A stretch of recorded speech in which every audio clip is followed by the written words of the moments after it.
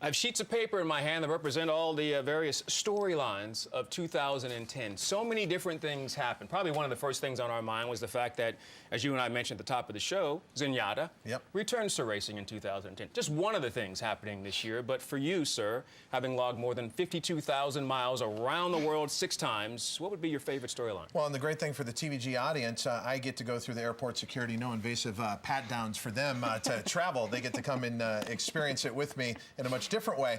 And that's what I love is when we get out to travel, we get to meet the TVG viewers, but we also get to meet the connections of the horses. There's a lot of time when you're in the studio, you're just reading owner, trainer, jockey, and pedigree. One of the first trips I made this year was back in March for the Tampa Bay Derby. And there again was, he even calls himself just kind of a, small-time owner in the game, Eric Fine. He was back to try and win his 3rd consecutive Tampa Bay Derby, and he came oh so close with Schoolyard Dreams. But I enjoy getting a chance to meet the connections, and Eric Fine is one of those guys I'll always remember now, and he pulled off almost a tremendous feat there. And then there are connections in other parts of the sport, like in quarter horse racing. I had a chance to meet Scoop Vessels over the years, and I was just so saddened with his sudden death. And then there was the Vessels family later in the year, and the richest race offered in California for any breed, the Deuce, the Los Alamitos $2 billion, and they won with a horse that was all about Scoop Vessels, the late Scoop Vessels. And to me, I have to tell you, quarter horse racing had the biggest storyline of the year with the Vessels family rebounding after that tragic loss of Scoop Vessels, and really one of the best sires the game has ever known in First Down Dash. It kind of had to work out that way. Right, and I'm glad it did. That's the beauty of sometimes the racing gods are on our sides, and we're thinking, when I saw that photo in the winner's circle, I was like, good for them. Good for them. That was beautiful. Thank you for sharing that, Todd. I appreciate it. Christina, you often carry the responsibility of representing all the women in horse racing, but your best storyline does not have to be female-centric if you don't want. I think for me, and to pick up on the beginning of what Todd was saying, is one of the lucky things about our job is we do get to sort of share the joy of these connections while you're there. We feel like in a little way you're a part of it watching them, and that's what's so exciting. There's just a few little things that kind of come to mind. Mr. Duchessois winning the Beverly D, the race that was named for his wife, and the history of the Arlington Million, and that weekend, really poignant to see him win that race. The groom running alongside Goldakova when she won. I mean, that you just couldn't help but smile. I went back on YouTube and watched that I don't know how many times. The shared account connections, jumping, falling, hitting each other with programs when she won at the Breeders' Cup. But for me, the one, I think, storyline that has followed the entire year is John Sheriff's and the job that he did and has done for the past few years with Zenyatta. I mean, any trainer in America will tell you it's hard to keep a horse sound, even a great horse, and to keep them performing at a top level with every race. And the access that they granted all of us, anytime you went out there to see Zenyatta, they were welcoming everybody with warm, welcome arms. I mean, just what John Sheriff's has done is an incredible feat. Hats off to him. He really deserves all the praise we can give him. And it's the way he's been able to kind of stay so, he's really in the background.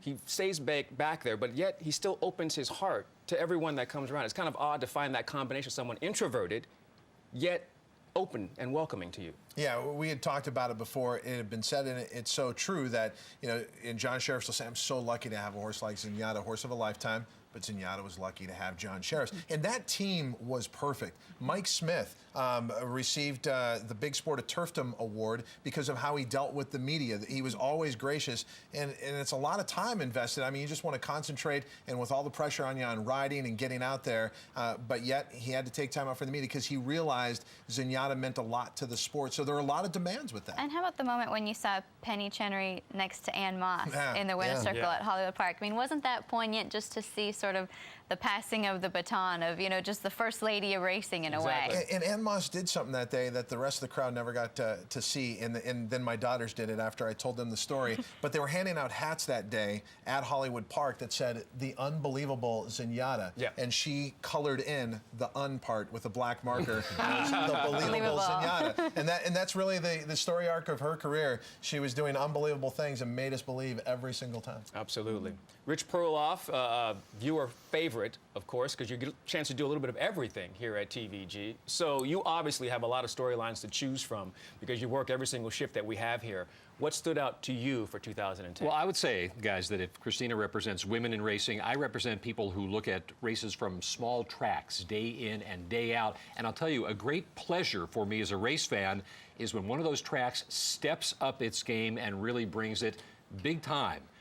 Iowa Festival of Racing is not something we would normally think of in the same breath with Breeders' Cup Preview Day at Belmont Park, but on June 25th and 26th this year, they brought big-time racing. Majestic Perfection won his sprint race, the Iowa Sprint Handicap. He was far and away the leader in the division, and in fact, the Breeders' Cup Sprint merely flatters his excellent form because Big Drama chased him home in the Vanderbilt, which was his next stop. So he goes ungraded at Iowa, then wins a Grade 1 at Saratoga. The same day, we had the Saylorville. Secret Gypsy wins there. Her next stop was the Honorable Miss at Saratoga. Ungraded Iowa, Grade 2 at Saratoga. Bob Baffert shipped out with Concord Point. He wins the Iowa Derby. His next stop was the Grade 2 West Virginia Derby. Prairie Meadows Racing is really ramping up its effort in a big way. These races ought to be graded. I feel confident they will be in time. And they're really fixtures now on a lot of horses' resumes as they go forward towards the Breeders' Cup. Yeah, the old cliche, a good horse can come from anywhere, certainly applies there. But what I'm concerned about is our industry's not headed that way.